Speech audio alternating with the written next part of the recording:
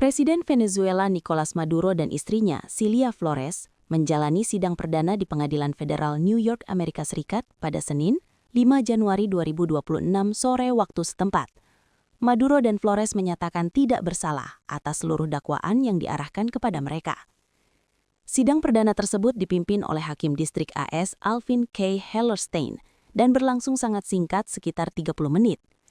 Nicolas Maduro menghadapi dakwaan konspirasi narkoterorisme, konspirasi impor kokain, serta pelanggaran kepemilikan senjata. Nicolas Maduro yang gagal menahan amarahnya selama persidangan. Dia terlibat adu mulut dengan seorang pria yang mengklaim pernah dipenjara oleh rezim Maduro. Maduro balas berteriak kepada Pedro Rojas yang berada di ruang sidang saat itu. Maduro membalas bahwa dia adalah tawanan perang, setelah Rojas memperingatkannya bahwa dia akan membayar atas kejahatannya. Saling balas kata-kata yang luar biasa itu terjadi di akhir sidang selama 30 menit di Pengadilan Federal di Manhattan.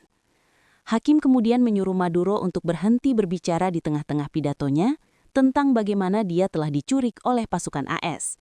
Itu adalah momen yang merendahkan hati bagi seorang pria yang 3 hari sebelumnya menjabat sebagai kepala negara. Maduro, 63 tahun, berjalan memasuki ruang sidang 26A, mengenakan kaos biru dengan kaos orange di dalamnya, dan celana penjara berwarna krem. Tangannya diborgol di belakang punggungnya. Kakinya juga terlihat borgol.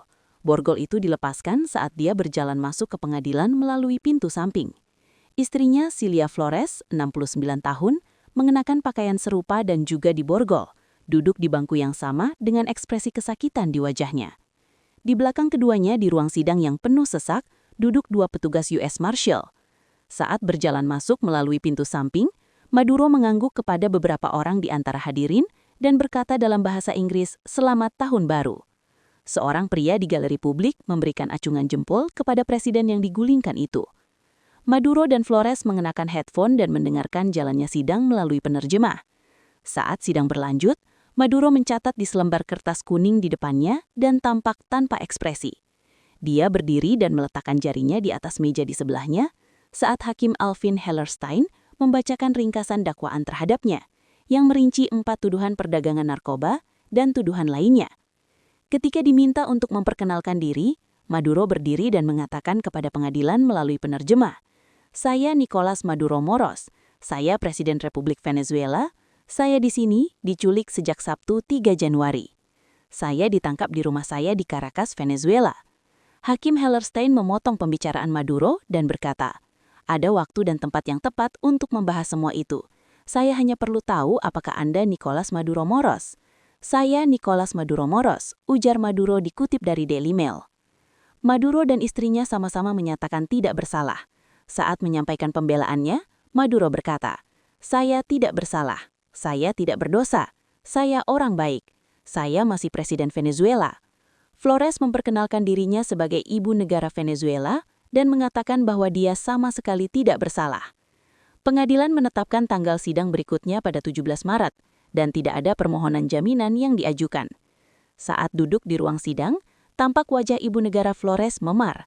Satu memar seukuran bola golf di dahinya, pipi merah, dan tampak seperti bengkak di atas mata kanannya.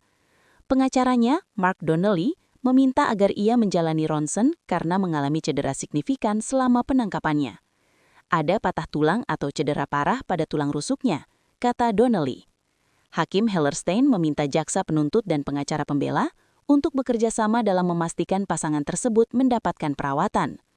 Pengacara Maduro, pengacara kriminal terkemuka Barry Pollack, yang sebelumnya mewakili pendiri Wikileaks Julian Assange, mengatakan bahwa kliennya adalah kepala negara berdaulat dan memiliki semua hak dan keistimewaan yang menyertainya. Sebagai pertanda potensi tantangan hukum di masa depan, Pollack mengatakan bahwa ada masalah legalitas terkait penculikannya oleh militer AS. Download Tribun X sekarang, menghadirkan lokal menjadi Indonesia.